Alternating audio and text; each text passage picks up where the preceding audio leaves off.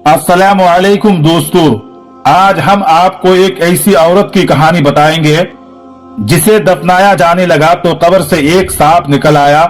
उसके बाद जब दूसरी कब्र खोदी गई तो उसमें भी सांप निकल आया और इसी तरह तीसरी कब्र भी खोदी गई तो उसमें भी वही सांप निकल आया। उसके बाद उस मैयत के साथ क्या हुआ और वो सांप क्या चाहता था, ये जानने के लिए इस वीडियो को पूरा जरूर देखिएगा। दोस्तों, एक औरत का इंतकाल हो गया और जनाजा जब कब्रिस्तान लाया गया और जब मैयत को कब्र में रखने लगे तो देखा कि एक सांप निकल आया।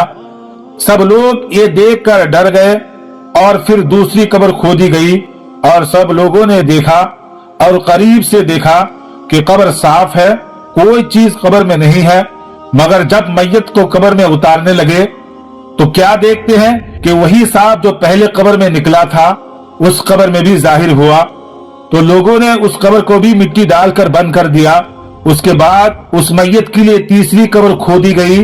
अब जब उस कब्र में मैयत को रखने लगे तो वही सांप जो पहले दोनों कब्रों में जाहिर हुआ था वही सांप तीसरी कब्र में भी निकलने लगे। तो तमाम लोगों ने ये माजरा देखकर डर गए और आपस में बातें करने लगे कि न जाने ये औरत कौन सा गुनाह किया है, बहुत ही बड़ा गुनाह किया होगा। ये सांप नहीं, अल्लाह ताला का अजाब है। अल्लाह ताला की तरफ से यह सांप मुसल्लत कर दिया गया है। यह सांप उसे छोड़ेगा नहीं, लिहाजा इसी कब्र में इस मैयत को दफन कर देते हैं। लोग ये बात कर ही रहे थे कि अचानक वहां से सांप हट जाता है, गायब हो जाता है। लोगों ने मैयत को उसी कब्र में रख दिया। जैसे ही कब्र में मैयत को रखा गया तो फौरन वो सांप दोबारा आ गया और मैयत के कफन को फाड़कर चेहरे से हटाया और उसकी जुबान को पकड़ ली। सारा मजमा ये माजरा देखकर हैरान रह गया। सब लोग ये देखकर परेशान हो गए।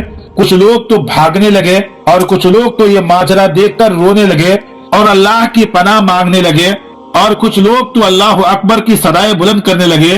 उस औरत ने कौन सा गुनाह किया होगा जिसका इतना बड़ा अजाब है।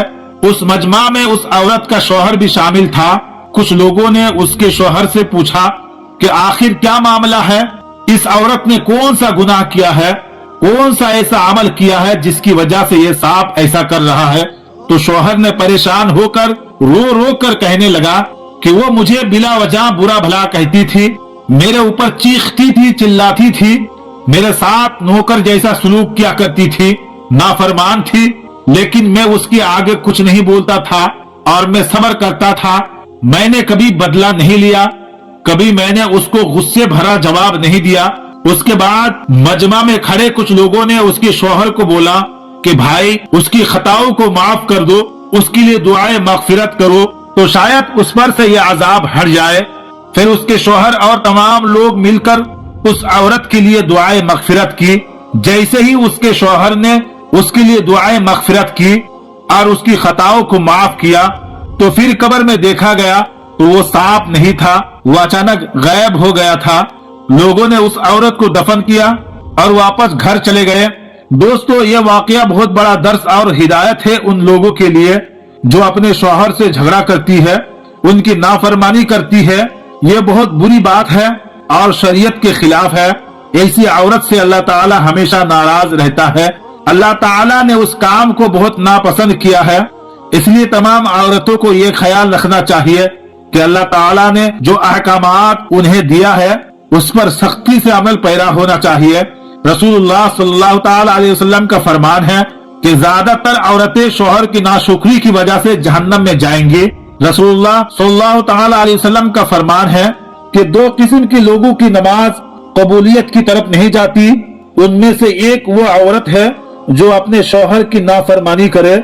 रसूल खुदा सल्लल्लाहु ताला अलैहि वसल्लम ने इरशाद फरमाया कि जो औरत अपने शौहर की इजाजत के बगैर घर से निकल जाया करती है वो घर आने तक या शौहर के राजी होने तक अल्लाह ताला की नाराजगी में रहती है।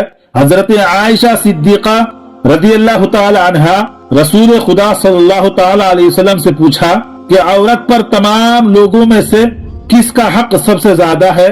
तो रसूलुल्लाह सल्लल्लाहु ताला अलैहि वसल्लम ने इरशाद फरमाया औरत पर सबसे ज्यादा हक उसके शौहर का है। आखिर में अल्लाह ताला से दुआ है मौला ताला सबको दीन अहकामात पर चलने की तौफीक अता फरमाए, सबको शरीयत के मुताबिक चलने की तौफीक अता फरमाए। आमीन, अल्लाहुम्मा आमीन। हो सके तो कमेंट बॉक्स में आमीन जरूर लिखे। क्या पता किसकी जुबान से निकला हुआ आमीन कब कबूल हो जाए। आज की वीडियो में था बस इतना ही, और ऐसे ही वीडियो देखने के लिए हमारे चैनल को जरूर सब्सक्राइब करें और इस वीडियो को सदकाए जारिया की नीयत से अपने दोस्तों के साथ जरूर शेयर करें। अस्सलामु अलैकुम, खुदा हाफिज।